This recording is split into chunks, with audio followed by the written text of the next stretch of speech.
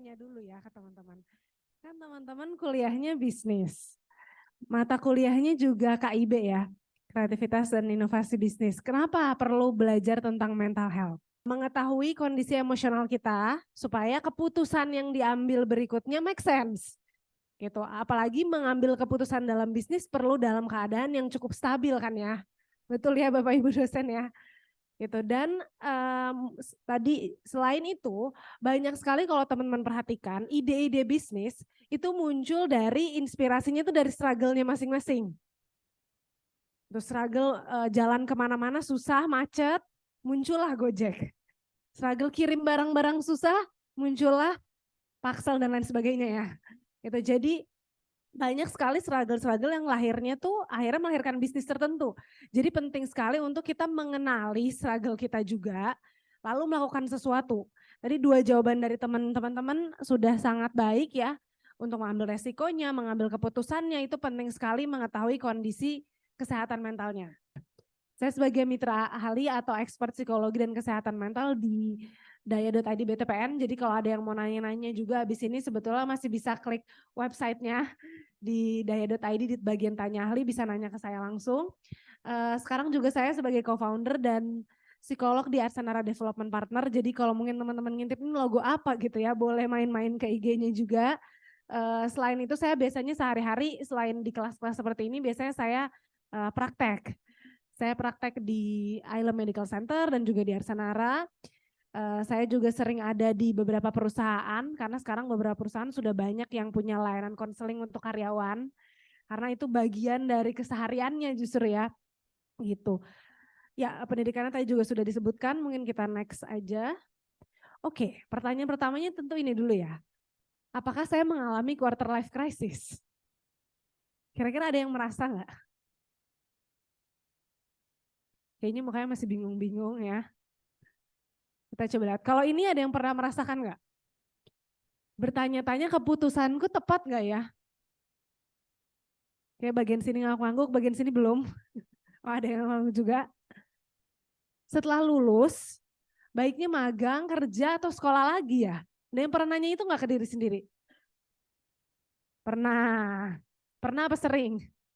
Sering, oke. Terus yang ketiga, kapan ya ketemu jodoh? Sering, oh. Atau ini bener gak sih pasangan yang sekarang? Ini toksik gak sih? Yang bahasa zaman sekarang ya. Yang keempat, kok aku masih gini-gini aja ya? Apa ya rencana ke depan?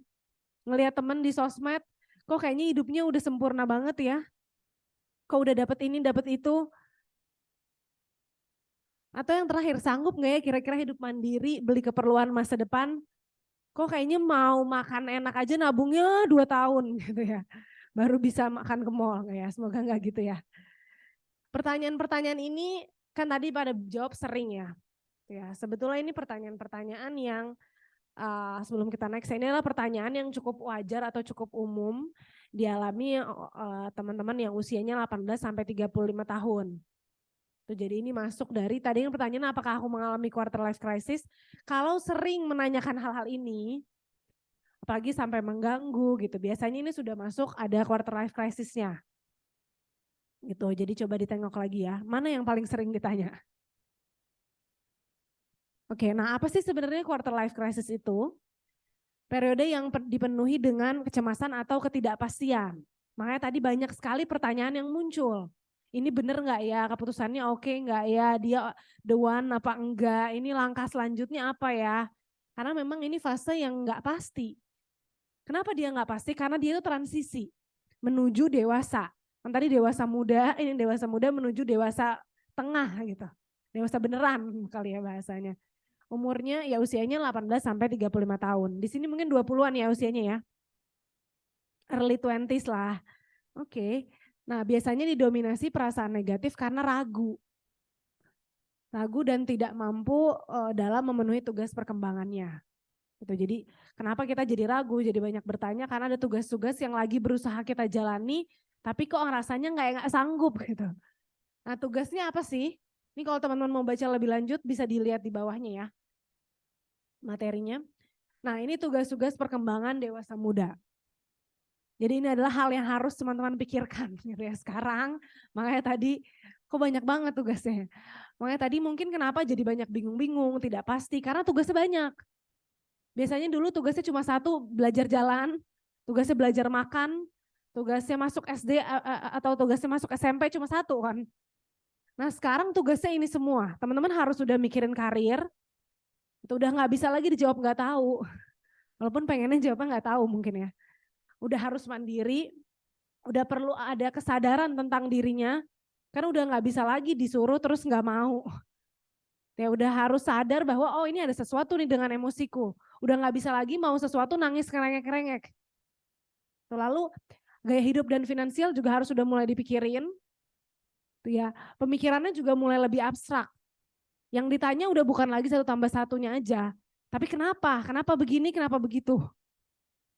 Terus kehidupan sosial juga udah mulai ada perubahan. Temen udah bukan lagi temen yang hanya ketemu di kelas. Tapi bahkan udah ngejadwalin ketemu gitu. Dan udah mungkin kehilangan teman-teman juga ya, ada yang udah mulai kehilangan. Sudah, oke. Udah mulai gak main lagi, udah gak kontakan lagi, udah siapa ya dia? Udah gak inget muka teman SD-nya, ada yang udah gitu belum? Belum ya, mudah-mudahan. Lalu pasangan dan membangun keluarga, ini juga mulai harus udah ada top of mind ya teman-teman kan. Kayak nanti ke depannya mau nikah apa enggak, mau punya anak berapa, mau tinggal di mana, mau suami kayak apa, mau istri yang kayak gimana. Langsung pusing semua kayaknya. Atau terakhir ini orang tua dan kehilangan. Mungkin udah ada di sini yang orang tuanya udah berpulang duluan, ada yang mungkin udah sakit-sakitan, ada yang mungkin sekarang udah bukan kita yang diurus tapi kita yang mengurus. Ini udah mulai ada yang begitu ya. Udah mulai sadar bahwa kayaknya orang tuanya ada perlakuan-perlakuan yang kayaknya ini gak seharusnya begini. Biasanya di usia ini sudah mulai muncul. Ini semua yang ada di kepala teman-teman, bener apa bener? Udah mulai dipikirin satu persatu dan ini adalah tugasnya. Jadi that's why kenapa di fase ini tuh sangat mencemaskan, bahasaku tadi ya, cemas atau banyak keraguan, banyak bingungnya. Ini adalah tugas-tugas yang emang harus ditelan gitu. Dan sekarang udah jawabannya udah bukan lagi benar atau salah. Udah bukan lagi jawabannya habis SD SMP, tapi habis kuliah terserah mau ngapain. Mau nikah kek, mau kerja kek, mau bikin bisnis sendiri kan ya di sini teman-teman. Mau bisnis sama orang lain dulu berdua, bertiga, nggak ada yang salah, nggak ada yang benar. Semua abu-abu. Mau sekolah lagi juga boleh, mau jadi dosen juga boleh. Jadi semuanya abu-abu, that's why kenapa itu menghadirkan kebingungan-kebingungan itu. Cuma mungkin aku perlu menyampaikan ini supaya teman-teman sadar bahwa ada tugas-tugas ini yang perlu dihadapi. Bukan ditolak, enggak mau mikirin dulu, nggak mau. Nah udah nggak bisa kayak gitu lagi tuh sekarang. Oke, nah ditambah lagi ada ini nih. Nah di satu sisi betul dengan adanya media tadi membantu kita untuk berkembang lebih cepat. Tapi di satu sisi si media ini juga menambah tekanan. Tekanan jadi semakin besar lagi dengan perkembangan zaman, teknologi dan media sosial. Membentuk banyak pandangan ideal. Seharusnya tuh udah begini. Serta membandingkan diri dengan orang lain jadi lebih mudah. Siapa yang pernah ngeliat story temennya, kok aku gak gini ya? Saya senyum-senyum tersipu malu wajahnya di sini. Ngeliat dia kok dia bisa sih udah sampai situ. Dia kok enak banget ya bisa liburan. Tuh. Jadi dengan ini lebih membandingkan dirinya lebih kencang, lebih terasa. Atau gini nih, siapa di sini yang ngeliat media sosial temennya nggak pernah membandingkan diri? Ada yang pernah nggak membandingkan diri sama orang lain nggak? Enggak kan? Nah, jadi that's why ini jadi faktor yang sangat berpengaruh nih terhadap quarter life crisis. Dan nah ya jadi masuk akal banget kenapa ini fase yang sangat krisis. Udah tadi tugas perkembangannya banyak yang harus dipikirin sekaligus. Ditambah ada teknologi yang lagi berkembang terus juga. Dan banyak sekali perubahan yang terjadi. Sekarang teman-teman udah dewasa. Sadar gak teman-teman sekarang tuh udah bisa masuk penjara gitu, dengan segala aksinya. Dulu kan mungkin masih ada orang tua yang jadi walinya. Sekarang tuh teman-teman udah bisa literally kalian sendiri yang masuk penjara gitu dengan perilaku kalian. Nah, jadi itu tandanya udah sangat dewasa gitu. Makanya tadi diperlakukan sama dosen-dosen di sini juga sebagai orang dewasa. Gitu. Dan ini pertama kali dituntut atau ada dorongan memutuskan secara mandiri juga. Keinginan teman-teman lebih besar biasanya daripada orang tuanya. Dan sekarang udah gak bisa minta bantuan cry for help lagi tuh udah gak terlalu bisa dibandingkan dulu. Harus teman-teman sendiri yang clean up masalahnya. Tuh, ya tadi disebut juga fase pertama kali tidak ada benar salah dengan pilihan yang banyak dan beragam. Itu banyak fase juga pertama kali keluar dari rumah, terpapar sama masyarakat yang lebih luas, ngelihat kok dia begini ya, kok dia ngecat rambut, kok dia pacaran lama banget, kok dia kuliahnya nggak selesai-selesai, kok dia kuliahnya cepat, udah mulai banyak sekali perbedaan-perbedaan yang harus kita telan dan harus kita adjust kan. Aku mau yang mana? Itu punya ekspektasi dari dalam diri juga udah muncul. Dulu waktu SD mungkin gak terlalu banyak punya ekspektasinya. Waktu SMA juga mungkin gak terlalu banyak. Sekarang udah kuliah pasti teman-teman punya ekspektasi masing-masing kan. Punya harapan masing-masing. Gitu. Punya tuntutan eksternal juga ya pastinya. Nah ditambah lagi sebetulnya secara psikologis, secara neuronya, secara otaknya biologis, ada bagian otak yang memang belum berkembang sempurna. Jadi ada bagian otak yang untuk decision making, untuk mengambil keputusan, itu berkembangnya di 18 sampai 29 tahun. Gitu. Mengalami perkembangan kognitif ya bagian otak yang berperan dalam mengendalikan impuls itu kayak dorongan-dorongan teman-teman. Dan perilaku masih berkembang di usia pertengahan 20 ini. Jadi ini makin susah membuat keputusan yang baik gitu. That's why kenapa ya kalau lagi stres kok makan mulu gitu keputusannya kok itu nggak baik kayaknya ya. Baru sadar setelahnya, dulu kok bego banget gitu ya, pacaran sama dia kok digituin mau gitu. Nah ini salah satunya mungkin ini ya, ada faktor yang memang ada bagian otak yang belum berkembang secara sempurna dalam mengambil keputusan, langsung geleng-geleng. Itu. Makanya juga kenapa masih susah diatur mungkin gitu ya. Kitanya sendiri karena memang ada bagian otak yang belum berkembang sempurna bagian untuk mengambil keputusannya tadi. Gitu. Cuma bukan berarti terus ya udah deh kan emang belum berkembang nggak usah ngapa-ngapain nggak apa-apa deh act yang aneh-aneh. Enggak, justru harus dilatih supaya berkembang. Karena kalau nggak dilatih ya terus begini. Kan usia terus bertambah tapi mental belum tentu bertambah. Jadi ada mental age sama ada biological age kan. Biological age mau nggak mau terus nambah. Mental age enggak. Teman-teman bisa berusia 40 tahun tapi mental age-nya masih umur 10 tahun tuh masih bisa. Nah jangan sampai kayak gitu. Karena kan tugas-tugas perkembangannya terus nambah.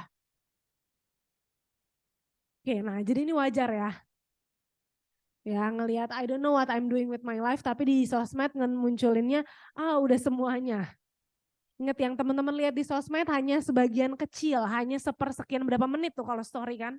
Atau di TikTok apalagi cuma bentar. Tapi sisanya nangis-nangisnya gak ada yang lihat. Gitu. Nah tapi teman-teman gak sendirian. Ini ada yang udah ketawa-tawa ngelihat datanya ya. Ada 68% yang lain gitu ya, dewasa muda mengalami quarter life crisis. Jadi kalau dari ruangan ini mungkin ya 80% sampai ya 86%-nya lah ya, berapa orang tuh tadi hari ini yang hadir.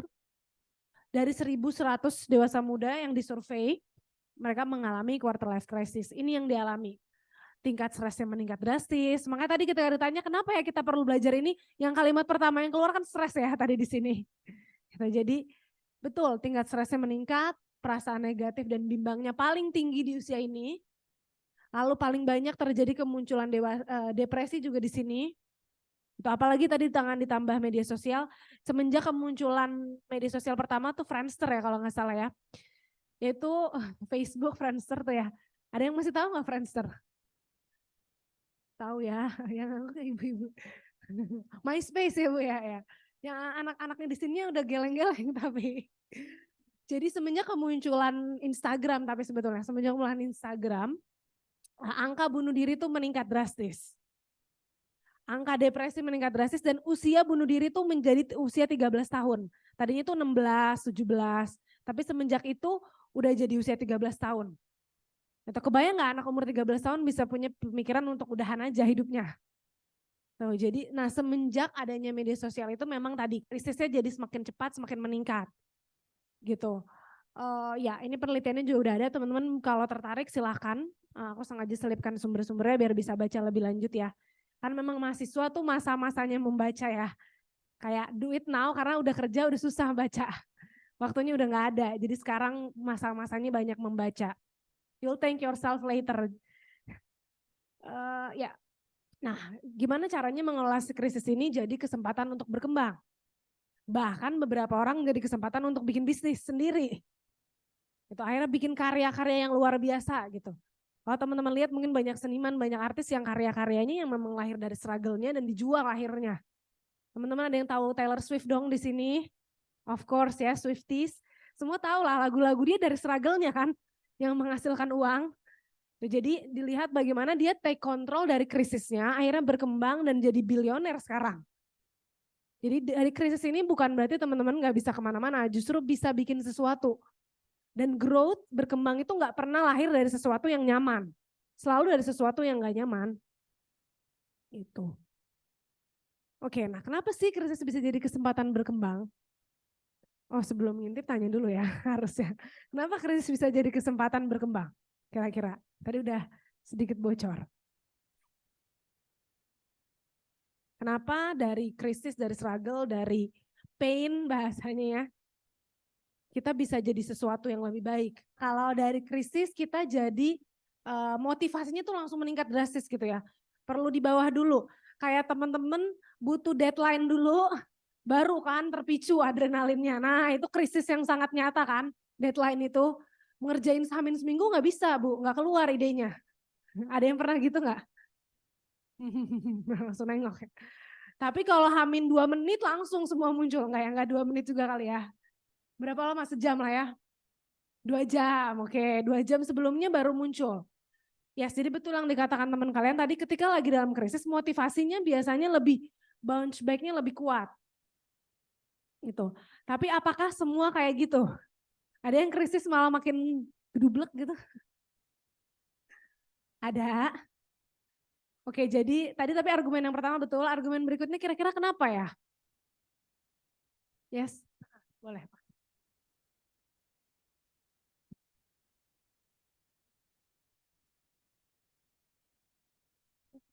Mungkin aku mau nambahin sedikit, kalau misalnya kenapa dari kita mengelola krisis itu kita jadi punya kesempatan untuk berkembang, karena dalam mengelola krisis itu kan kita jadi semakin ide-ide kreatif, inovatif itu kita semakin semakin meningkat. Terus pengalaman kita juga dalam mengelola itu juga jadi menambah skill buat diri kita sendiri untuk kedepannya gitu sih dari aku. Kasih. Oke, terima kasih kembali. Namanya siapa? Emma. Oke. Oke. Ya, thank you Emma. Jadi ketika lagi krisis banyak muncul ide-ide. Ya kalau udah kepepet kan muncul tadi ya semua ide-idenya. Atau tadi muncul skill-skill yang kita nggak tahu kita punya. Ya, ternyata kita kuat ya menghadapi ini. Selalu back, coba dilihat hidup teman-teman ke belakang, ada nggak krisis yang ternyata yang dulu kayaknya tuh susah banget. Yang dulu tuh kayaknya nanya-nanya bisa nggak sih ngelaluin ini? Ya ada ya pada angguk-angguk, bagus. Berarti pernah mengalami krisis, kalau nggak saya deg-degan. Kalau nggak pernah krisis bahaya soalnya. Gitu kan. Oh oke, jadi dulu kayaknya tuh susah banget, bisa nggak sih move on dari dia? Bisa nggak sih dulu UN? Dulu kan kayak UN menakutkan banget, dulu kan masih ada UN nggak sih? Masih ada ya? Oke, alhamdulillah satu generasi. Ya UN kayak susah banget, waktu SD saya ingat saya mikirin UN SMA susah banget gitu. Terus begitu udah lewat ya elah. Ternyata lebih susah ujian akhir semester. Jadi karena ketika akhirnya kita udah lewat itu kita punya skill baru. Tadi Emma bilang ada skill-skill baru yang ternyata kita punya. Kita nggak tahu kita resilience ternyata. Kita nggak tahu ternyata kita bisa ya speech depan umum. Kita nggak tahu ya ternyata kita bisa ya ngomong dengan komunikasi yang baik ternyata. Kita bisa ya ternyata mengelola emosi kita. Gitu. Jadi ada skill-skill baru yang akan muncul setelah menghadapi si krisis ini. Cuma memang ketika lagi dalam krisisnya tentu sedih dan sulit ya. Jadi thank you buat tadi 2 teman yang sudah menjawab. Aku akan menambahkan juga, karena ketika lagi krisis, kenapa tadi jadi motivasinya tinggi? Kenapa tadi ada skill-skill yang jadi muncul? Karena ini memicu kita jadi refleksi. Siapa orang ngerefleksi kenapa ya aku seneng? Gak ada kan? Sedikit. Jarang lah. Tapi kita refleksikan, kenapa ya gue sedih? Lebih sering refleksi kenapa aku sedih atau kenapa aku senang? Sedih kan? Kalau lagi senang mah enjoy aja hidup. Paling pertanyaannya nih berakhir gak ya senangnya itu ya. Gitu ya, ada yang ngangguk-ngangguk. Tapi kan kalau sedih kita jadi lebih banyak, kenapa ya ini sedih, kenapa ya ini sulit, kenapa ya kita marah. Kenapa ya dia nyebelin banget. Tapi gak pernah kan kenapa dia happy banget, jarang gitu. Jarang refleksi kalau kita lagi bahagia. Makanan enak banget kayak nyaman banget nih, enak banget nih makanannya. Udah, berhenti di situ. Baik banget sih dia, ya Allah alhamdulillah udah. Tapi jarang kita refleksi lebih dalam kenapa. Nah refleksi-refleksi ini yang jadi penting buat berkembang. Kita jadi tahu oke, tujuan aku apa sih? Buat apa sih nangis kayak gini? Ngapain sih ini? Apa yang harus dilakukan ya? Kenapa sih ini jadi nggak ngerjain tugas? Kenapa ini jadi ngomel-ngomel? Kenapa sih aku jadi sensi banget? Itu kan pertanyaan yang muncul kita lagi krisis. Bukan lagi happy, kenapa ya aku happy banget ke dia? Kenapa aku baik sama dia? Jarang kan itu muncul. Ya adalah dikit-dikit, tapi lebih banyak pada saat lagi krisisnya. Nah refleksi itu yang sangat penting. Itu yang teman-teman tadi punya di kepala itu dilanjutinnya bukan why-nya terus, bukan kenapa ya, bukan kenapa terus, karena kalau mau cari kenapa penyebabnya bisa nggak ketemu, tapi dicari bagaimana terusnya, harus apa terusnya, langkah berikutnya tuh apa. Karena kalau nanyanya why terus, kenapa terus, ya nggak ketemu-temu, atau ya jawabannya bisa banyak. Kan semua hal terjadi bukan hanya satu faktor aja. Bukan karena kita salah ngomong aja, tapi ada faktor-faktor lain itu terjadi. Jadi tolong tanyakan juga, dilanjutin refleksinya tadi, bagaimana itu. Lalu krisis juga mengarahkan pada peluang-peluang baru. Opsi-opsi baru yang mungkin kita nggak pernah lihat sebelumnya. Ide-ide baru tadi Emma bilang. Semua ide bisnis mostly datang dari krisis atau struggle-nya masing-masing. Gitu. Even Arsanara salah satunya berdiri karena pengen punya layanan kesehatan mental yang murah. Karena krisisnya itu susah banget kan nyari kesehatan mental, mahal semua. Gitu. Jadi ide itulah yang muncul akhirnya gitu. Jadi ya semua lahir dari mostly dari krisis. That's why kenapa kelas ini penting buat teman-teman yang akan punya bisnis sendiri. Coba krisisnya tuh apa ya? Apa yang bisa make my life easier? Itu. Terus ya melatih untuk bangkit dari masalah dan terus bertumbuh. Karena satu-satu hal yang pasti muncul dari krisis setelahnya dilewati adalah resiliensi. Baik teman-teman sadar atau enggak, kemampuan untuk bangkit tuh akan jadi muncul ketika itu udah lewat. Itu baik, masa sih aku kuat? Nah tapi kan harus lewat dulu masalahnya, baru sadar. Oh bisa ya ternyata. Tuh, nah ini jadi kesempatan untuk berkembang. Tapi bukan berarti didemin aja, terus ya udah kali krisis ini ntar juga berkembang sendiri, enggak. Tadi sayangnya mental age tidak sama dengan biological age lagi-lagi. Jadi untuk kita harus melakukan sesuatu. Tadi kalau Bu Popong bilang harus ada upaya yang terus dilakukan. Sama melewati krisis juga harus ada upayanya. Ini ada beberapa, ada 8 upaya. Mulai dari mengenal diri sampai know knowledge, hal-hal yang kayaknya harus dihindari. Kita bahas satu-satu ya. Oke, yang pertama mengenal diri lagi. Karena pasti udah sering, udah tahu. Dan ini mengenal dirinya bukan yang nama aku siapa, makanan kesukaan aku apa, bukan itu lagi ya. Bukan yang ditulis di binder-binder zaman dulu. Bukan lagi tinggal di mana, bukan itu. Tapi ini nih mengenal diri ini yang perlu teman-teman mulai kenali ya. Apa sih prioritas dan nilai hidupku sekarang? Prioritasnya apa sekarang? Oh sekarang kuliah. Dia pengen sih punya rumah bagus, punya mobil, punya segala macam. Tapi prioritasnya sekarang apa? Nilai hidupnya tuh sekarang apa? Coba mulai dipikirkan apa sih yang penting buatku sekarang. Nilai hidup tuh kayak gini, misalnya teman-teman punya nilai kebersihan. Kebersihan itu hal yang paling penting buatku. Ya udah jalani hidupnya sesuai dengan nilainya. Berarti harus mandi kalau mau kuliah. Tuh. Atau nilainya kejujuran. Oke, berarti saya apapun yang terjadi meskipun saya salah banget saya harus jujur. Semua nilai itu benar, tapi mana yang paling berasa buat teman-teman tuh harus mulai dipikirkan. Karena dunia ini akan chaos, ya akan nih bocoran sedikit dari yang lebih tua gitu. Dunia ini akan banyak tantangannya, akan ada sedikit chaos-chaos, orang-orang kok aneh-aneh gitu. Nah, tapi teman-teman harus punya nilai yang jadi pegangannya. Oh ya udah saya misalnya nilai agama yang mau jadi nilai pegangan saya. ya apapun dunia sekeos apapun ya saya akan berpegang teguh ke situ. Atau tadi nilai kejujuran, ya apapun sesulit hidup saya harus jujur sama diri sendiri maupun sama orang lain. Sesulit apapun hidup, nilai utama saya adalah pendidikan dan belajar, saya harus terus belajar. Jadi gimana caranya saya belajar terus. Nah mulai dipikirkan, direnungkan lah di malam-malam overthinking itu, untuk apa sih sebenarnya nilai hidupku. Dan fokus ke situ. Kayak lagi misalnya susah banget menghadapin ini semua, ya banyak tugas, banyak deadline, nilai hidupku apa sih? Belajar sekarang. Ya udah berarti kan yang mana yang jadi saya bisa belajar lebih baik, pilih yang mana. Itu dari semua pilihan-pilihan yang ada.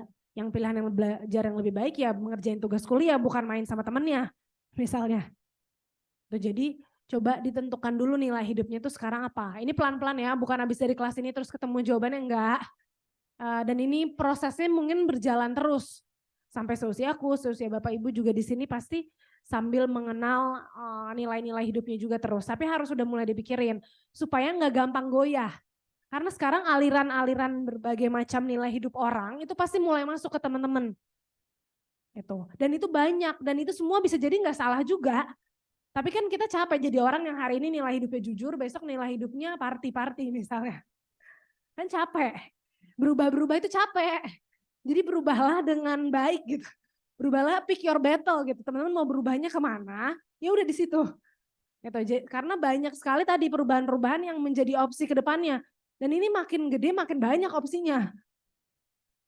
Tuh. Nah jadi tentukan sekarang nilainya. Bahwa nanti nilainya berubah nggak apa-apa. Tapi at least teman-teman berada di jalan yang benar gitu ya. Di jalan sesuai nilai hidup teman-teman.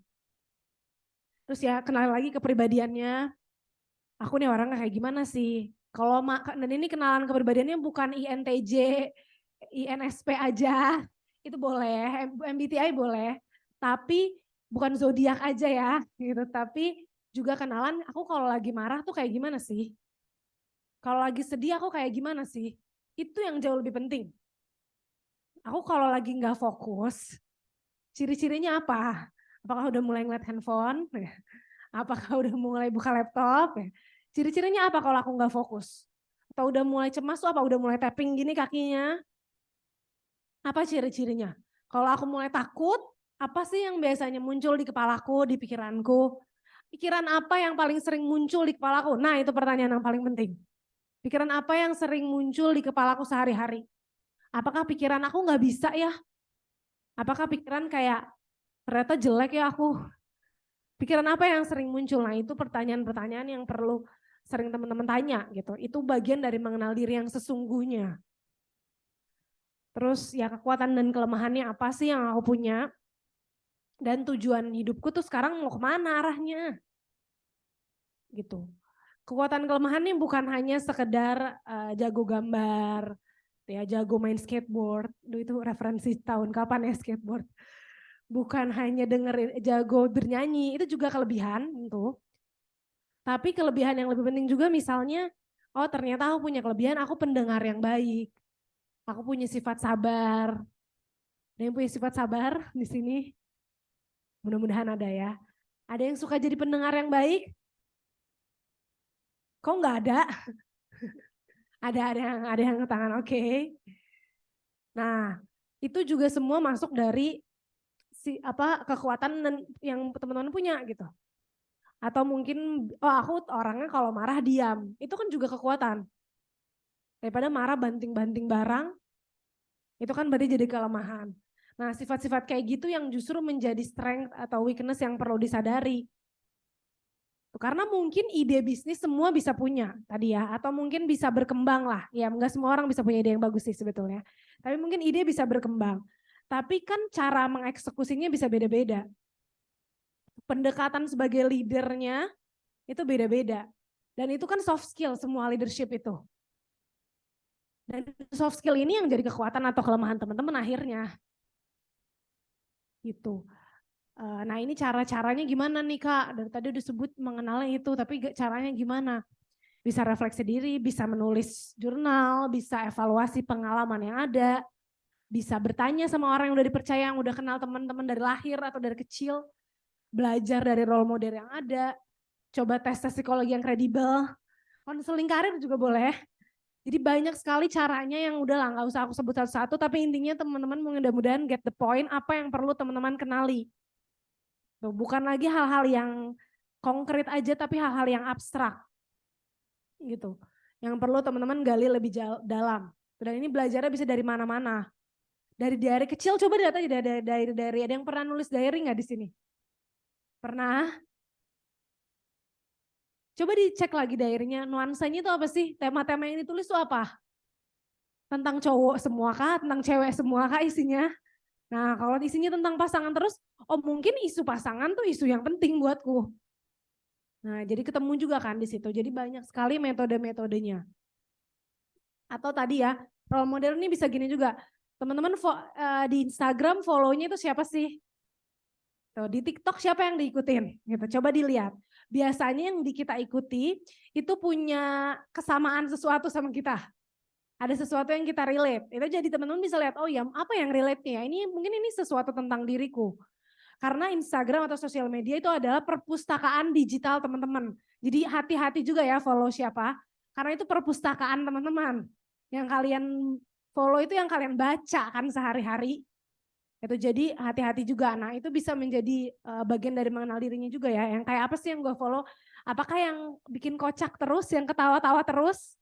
Nah berarti mungkin kebutuhan humornya tinggi. Gitu. Dan lain sebagainya. Oke. Terus fokus pada perubahan dan kelola mindsetnya. Ini mindset ini sangat penting. Pikiran nih jadi key-nya, kuncinya. Tuh, coba dicek teman-teman ada di mana, tujuan atau idealnya tuh mau kemana sih. Lalu sadari ini room from improvement-nya gitu. Tapi sadar dulu sekarang ada di mana. Tuh, idealnya ada di mana, sekarang ada di mana, realitanya di mana, idealnya pengen kemana. Dan untuk mencapai ke sini harus ngapain. Sekarang nggak harus berada di posisi yang ideal ya.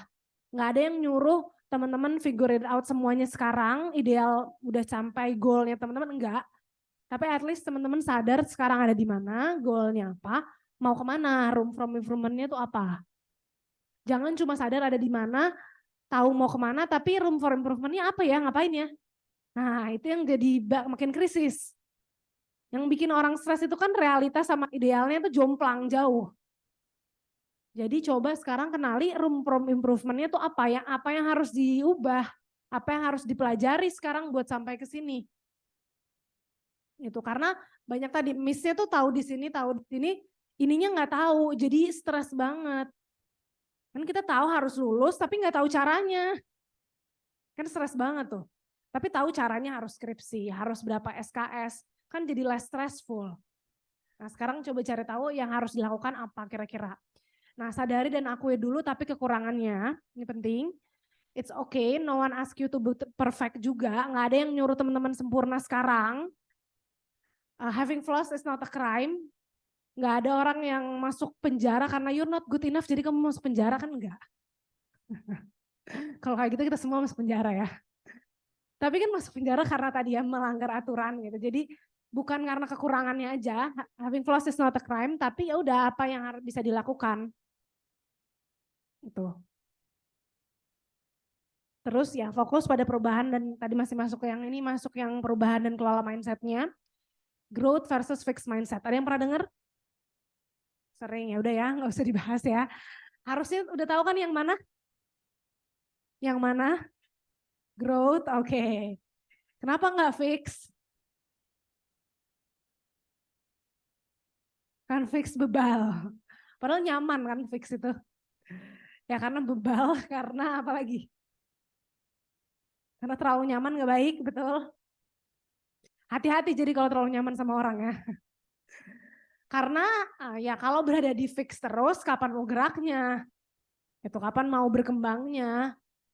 Kalau kaku terus, ya nggak bisa kan hidup terus berubah.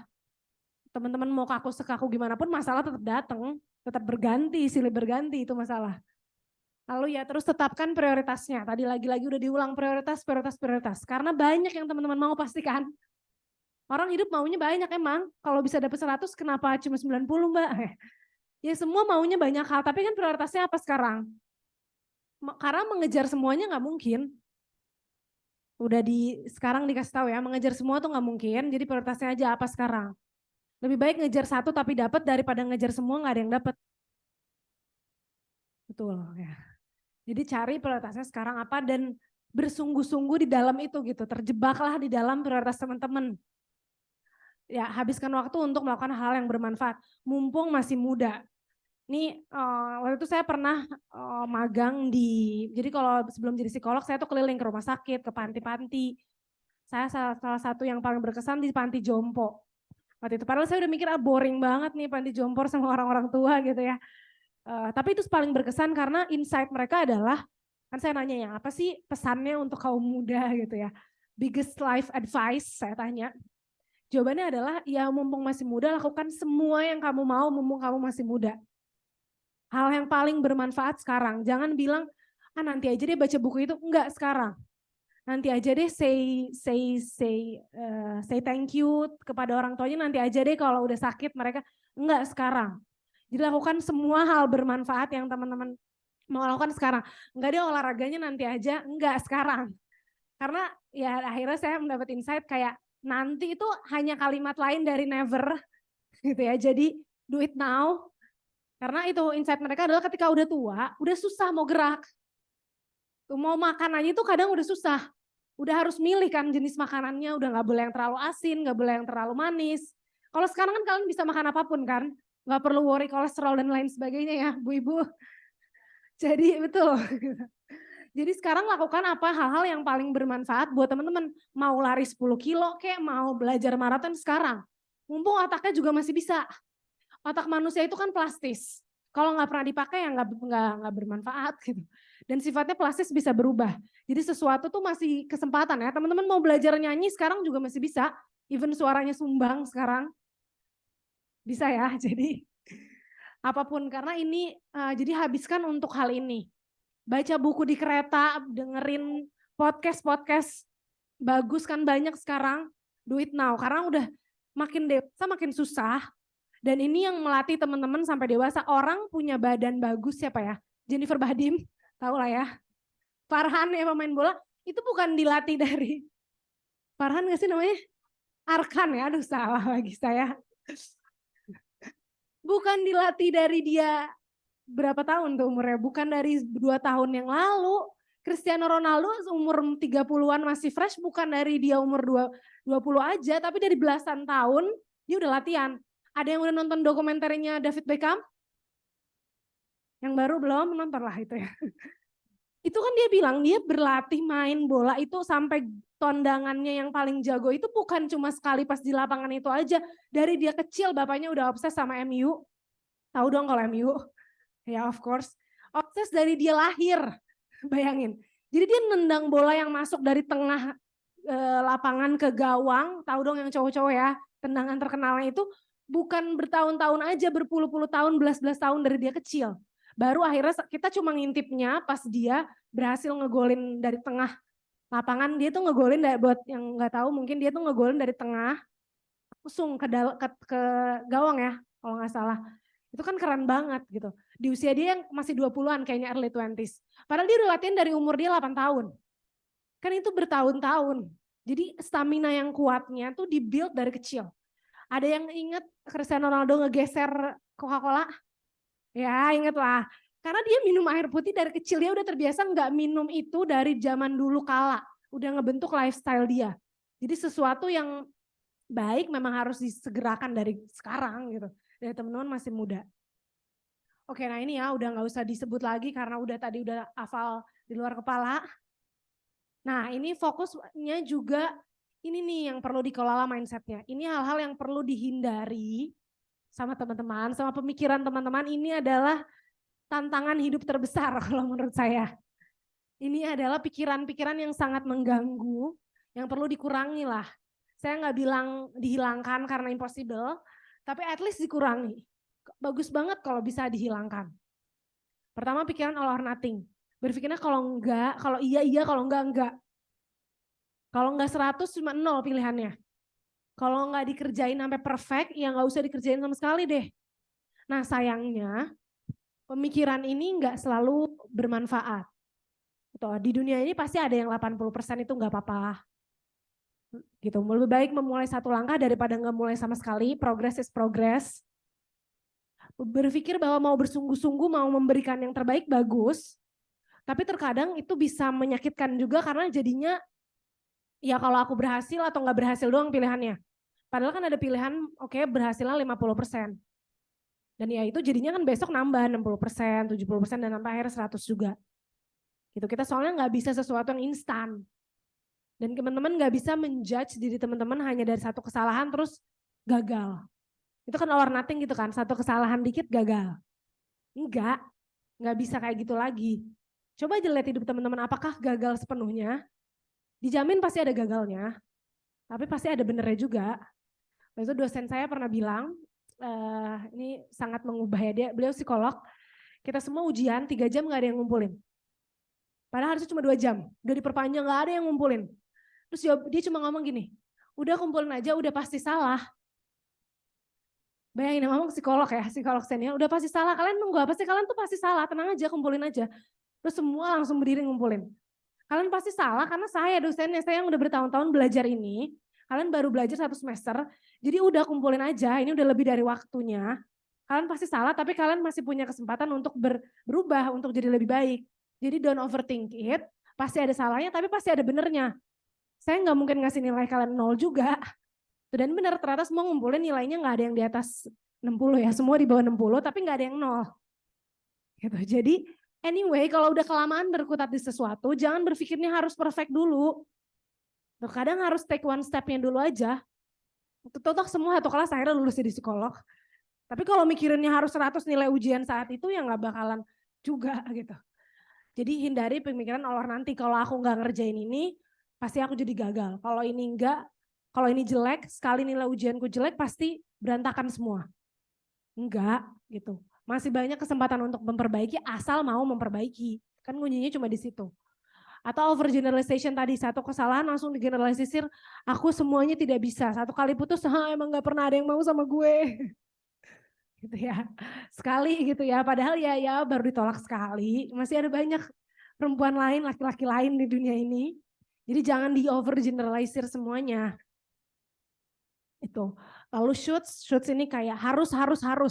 Pokoknya harus begini, harus begitu, harus. Kebanyakan kata-kata harusnya. Ini diem kayaknya merenung langsung ya.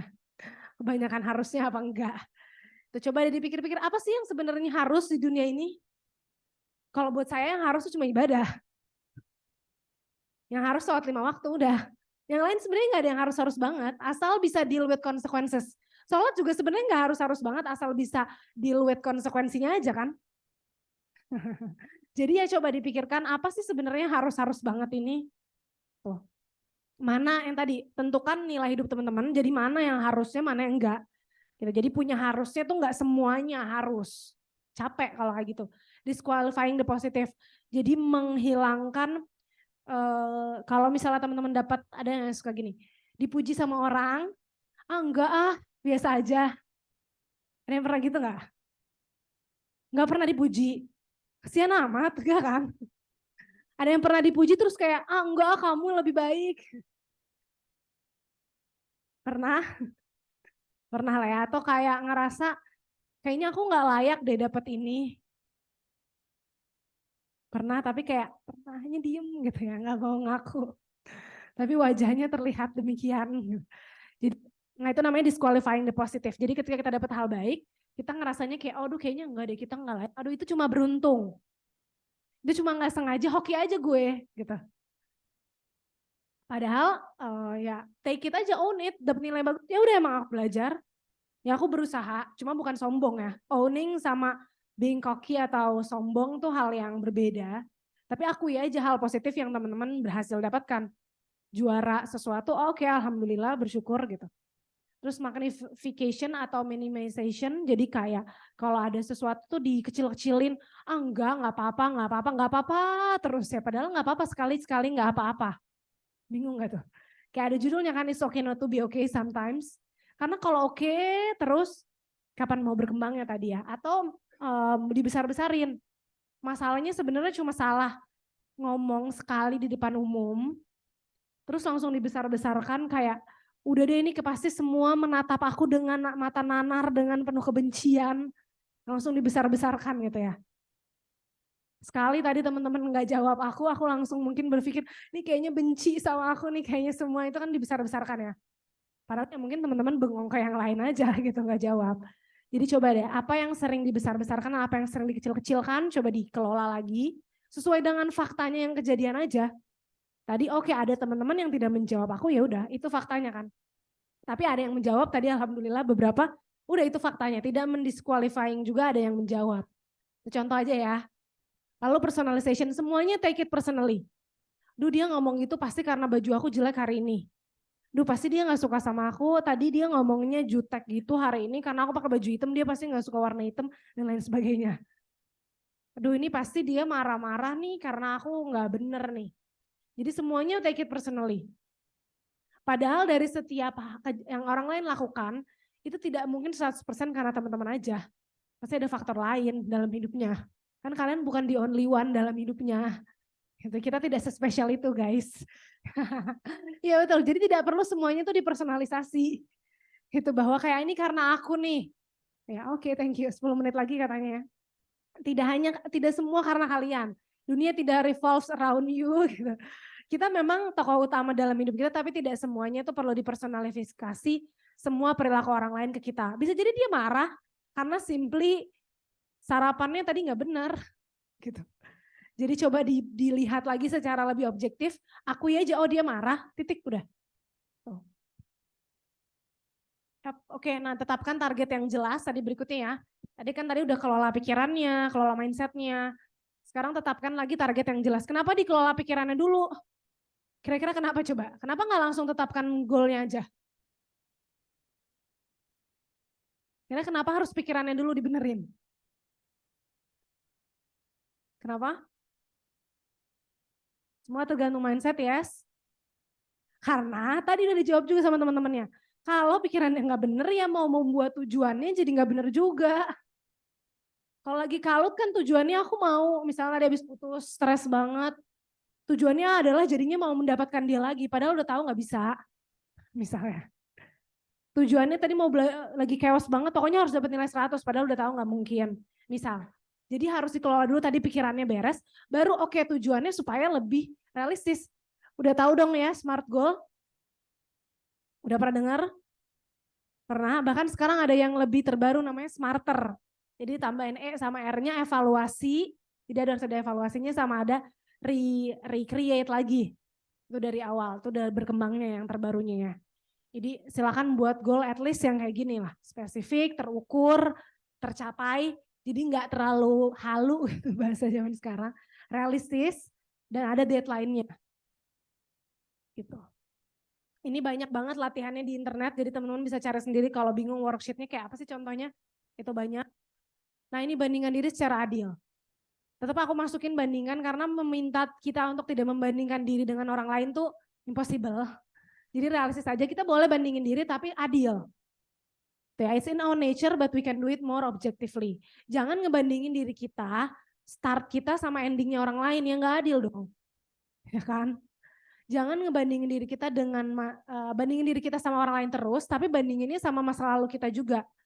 Dulu kita gimana, sekarang kita gimana. Itu lebih fair karena timeline-nya sama. Tapi kalau orang lain kan timeline-nya beda. Gitu. Bandingan prosesnya dan bukan hasilnya ini. Ini yang wajib justru. Contek aja prosesnya dia ngapain. Jadi kalau ngeliat orang lain sukses, jangan cuma ngeliat ujungnya dia berhasil apa, dia menciptakan ini, menciptakan itu.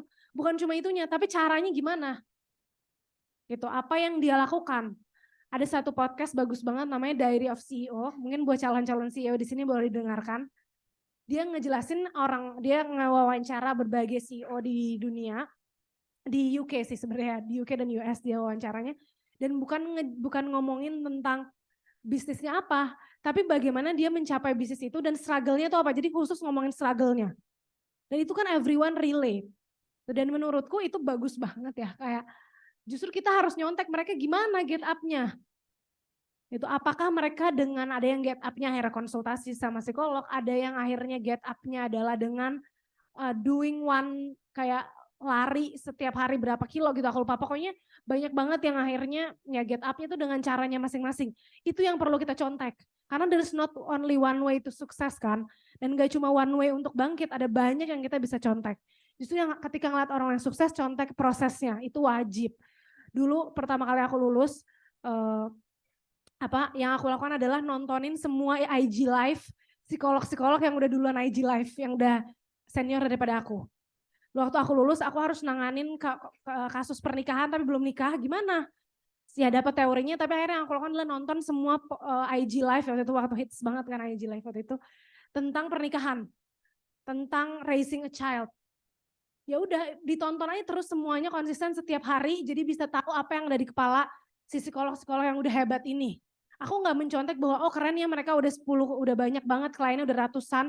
Enggak, itu penting, tapi nggak sepenting prosesnya gimana mereka punya pemikiran itu. Buku apa yang mereka baca dicontek. Tanya dosennya yang kalian suka, yang menjadi idola dosen-dosen di sini sepertinya. Buku apa sih yang dibaca? Contek gitu, exactly. Dan jadi ambil dari banyak orang. Teman kalian yang paling rajin di kelas, tanya dia sehari-hari ngapain? Selain makanannya ya, maksudnya nengok. Nah tanya, tidur jam berapa? Kepo ini yang kayak gitu. Bukan kayak, lo tadi nilainya berapa? Bukan cuma nilainya aja. Gitu. Ya, dan pastikan pertimbangan situasi latar belakang atau potensi yang lain kalau teman-teman mau membandingkan. Oke, temukan bantuan dan lingkungan yang positif. Nah ini penting banget. Be strong enough to stand alone, smart enough to know when you need help, and brave enough to ask for it. Jadi harus cukup pintar untuk tahu kapan sih aku udah butuh bantuan. Dan cukup berani untuk minta, kan susah ya minta bantuan. Mau nanya aja nih pasti takut-takut, malu-malu gitu ya. Jadi perlu cari ya be smart enough tahu tadi makanya mengenal diri kan ya. Kapan sih aku udah butuh orang lain, butuh bantuan, butuh kayaknya nih tugas udah kebanyakan, butuh didelegasi sama adik. Udah gak kuat nih ngurusin orang tuanya sendirian gitu. Kapan kayaknya butuh berbagi sama orang lain ya, friends, family, and God. Tuh, jadi bisa dicari sendiri yang mana bantuan yang teman-teman mau cari, yang teman-teman percaya, harus percaya ya.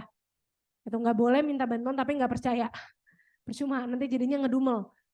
Nanti jadinya ketika dia ngelakuin kesalahan atau nggak bantu maksimal tuh kan udah dibilang dia mah nggak bisa.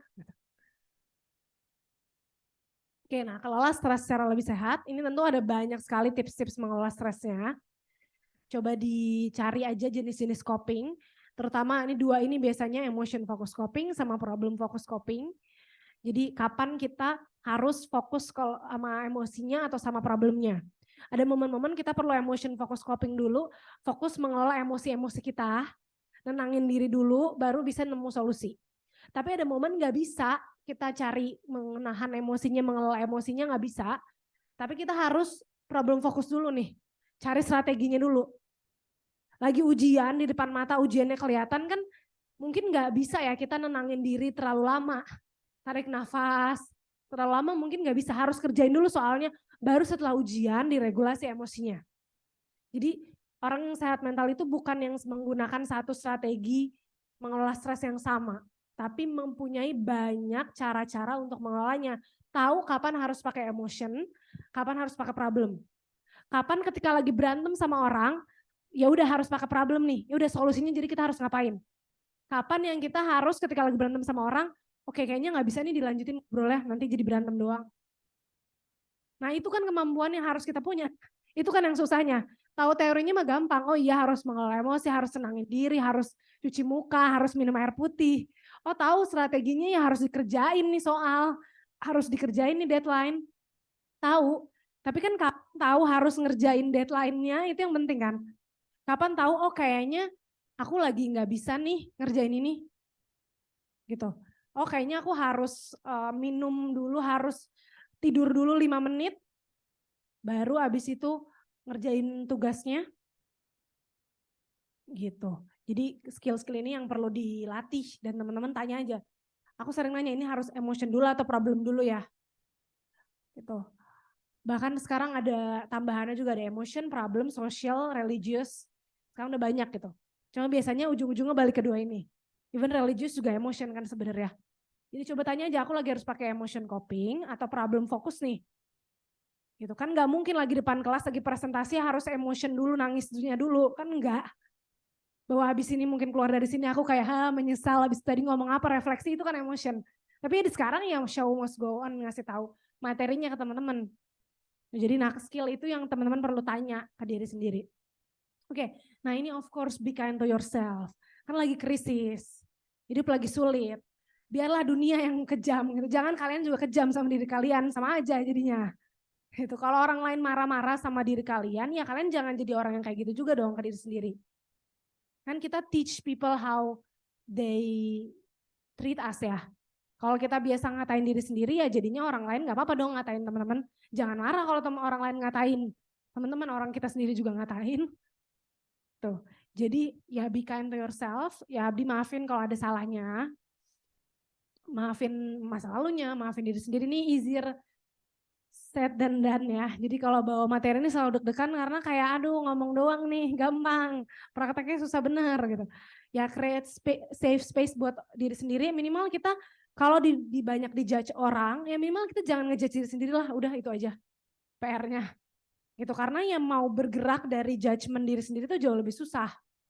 Gitu. Stop judging, start loving. Ini ya tagline hari ini. Talk to yourself as you would talk to someone you love. Kalau lagi ngomong sama nyemangatin temen baik-baik, temen curhat, dengerinnya baik-baik kan. Nah kalau itu bisa ya sama diri sendiri juga. Bahkan ada yang bilang, the most important conversation is the one you have with yourself. Karena itu menentukan hidup teman-teman ke depannya. Kalimat yang diulang di kepala teman-teman itu yang akan jadi kepercayaan teman-teman. Contohnya gini, aku pakai baju warna hitam semua sepakat ya, bajunya warna hitam. Tapi kalau aku datang ke sini, aku ngotot ini pakai baju pink, enggak ini warnanya pink. Sekali teman-teman kayak enggak lah itu si Kafida ngaco. Besok lagi aku enggak ini warnanya pink. Enggak, kalian yang salah, ini pink. Seminggu, 2 minggu aku ngotot ini pink, lama-lama kalian mikirkan, apa gue yang salah ya? Ya kan? Sama, sesuatu yang kalian ulang ke kepala teman-teman juga akan kayak gitu, lama-lama kalian percaya. Lama-lama kalian akan percaya, enggak ini pink. Ini sekarang pink yang terbaru. Grayish gitu. Lama-lama percaya, jualan aja terus gitu ya. Tahu kan prinsip orang jualan? Tahu lah, lebih tahu daripada saya lah pasti. Diulang-ulang aja terus. Banyak kan iklan-iklan yang sekarang masih terngiang di kepala teman-teman. Iklan si oren-oren itu kan masih teringat ya. Gitu. Jadi sesuatu yang diulang berkali-kali di kepala lama-lama percaya. Jadi coba diulang yang positif biar lama-lama percaya. Gitu. Jangan diulang warna baju pinknya ya, nanti lama-lama ingetnya itu.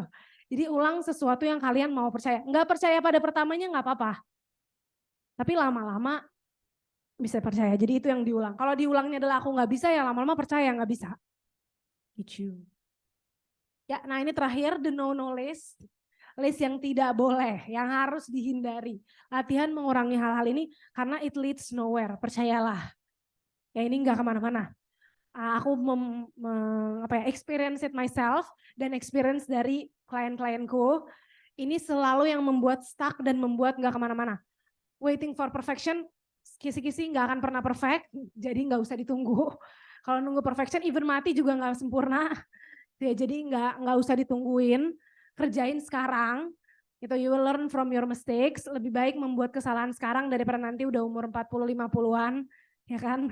Jadi sekarang aja, at least membuat kesalahan sekarang tanggungannya belum banyak. Gitu. Lalu letting fear control you. Kita nggak bisa hidup dari ketakutan. Itu ya, capek. Itu semua orang pasti punya takut, tapi yang ngebedain si pemberani dan si penakut adalah yang satu ngebiarin fear-nya kontrol hidup dia, yang satu enggak. Tapi semuanya pasti punya takut. Enggak mungkin orang lompat dari ketinggian 20 meter ke bawah terjun tuh enggak takut, enggak mungkin. Parasailing, parasut enggak mungkin enggak takut. Tapi yang satu ngebiarin itu mengontrol hidupnya, yang satu enggak. Speech di sini tadi timku nanya, Kak deg-degan enggak? Ya deg-degan lah. Menurut Ngana gitu ya. Pasti deg-degan, udah berkali-kali juga tetap deg-degan. Tapi kan aku nggak mau membiarkan fear ini mengontrol hidupku, jadi aku nggak bisa menyampaikan hal yang mungkin mudah-mudahan baik buat teman-teman. Dari satu fear aku mungkin bisa menghambat teman-teman mendapatkan kebaikan. Sama dari hal yang teman-teman lakukan, jangan membiarkan fear-nya kontrol hidup teman-teman capek. Sama-sama capek, ngomong di sini capek, takut di belakang layar juga capek. Tapi at least capek yang ini bermanfaat. Gitu. Jadi again pick your battle ya. fokus predicting on future nggak akan bisa. Jadi udah dikasih tahu dari sekarang nggak bisa fokus predicting. Nanti kalau ini gimana, nanti kalau itu gimana. Ya akan tahu gimananya ya kalau udah kejadian. Jadi jangan takut 2 kali. Kan sekarang cemas, nanti kalau udah kejadian juga stres. Jadi stresnya 2 kali dong. Stresnya pas udah kejadian aja. Tapi bukan berarti nggak ada persiapan ya. Tetap ada, ini kan makanya muncullah di akhir.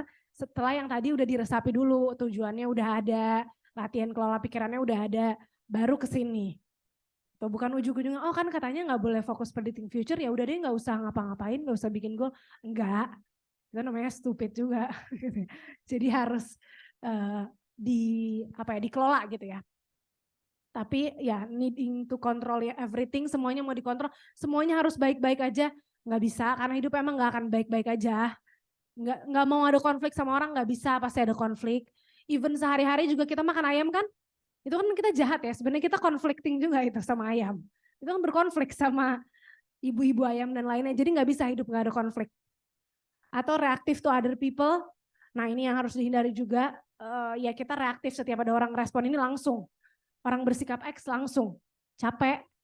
Gitu, coba di pause dulu, berhenti dulu, respon apa yang baik? Itu diem dulu, oke gitu. Karena reaktif jadinya ketika kita lagi reaktif, otak yang bekerja itu otak bagian belakang. Otak yang dikontrol sama emosi. Ketika kita pause dulu, biarin dia jalan ke depan. Nah di depan ini adalah otak yang mengatur kemampuan tadi decision making teman-teman. Gitu. Jadi kalau langsung reaktif, langsung bergerak sesuai emosinya aja, ya jadinya decision-decisionnya based on terlalu banyak emotionnya. Bukan nggak boleh membuat keputusan tanpa emosi, tetap perlu ada emosinya. Justru itu yang buat makes it good kan. Tapi nggak boleh itu utamanya reaktifnya atau utamanya emosinya yang mengontrol. Harus di-pause dulu supaya si informasinya masuk ke depan, ke bagian depan otaknya. Nah di situ baru decision makingnya kan lebih baik. Karena ini bagian depan ini adalah bagian planning, bagian menimbang-nimbang. Jadi kenapa harus pause dulu gitu. Terutama pada saat ada hal-hal yang sangat triggering, yang bikin marah banget, itu momen yang harus paling pause. Karena di situ akhirnya membiarkan diproses dulu ke depan, baru akhirnya make decision yang baik gitu. Oke, udah. Yap, thank you. Ini udah terakhir. Nothing will ruin your 20s more than thinking you should have figured out all the time semuanya. Great things take time. Terima kasih banyak.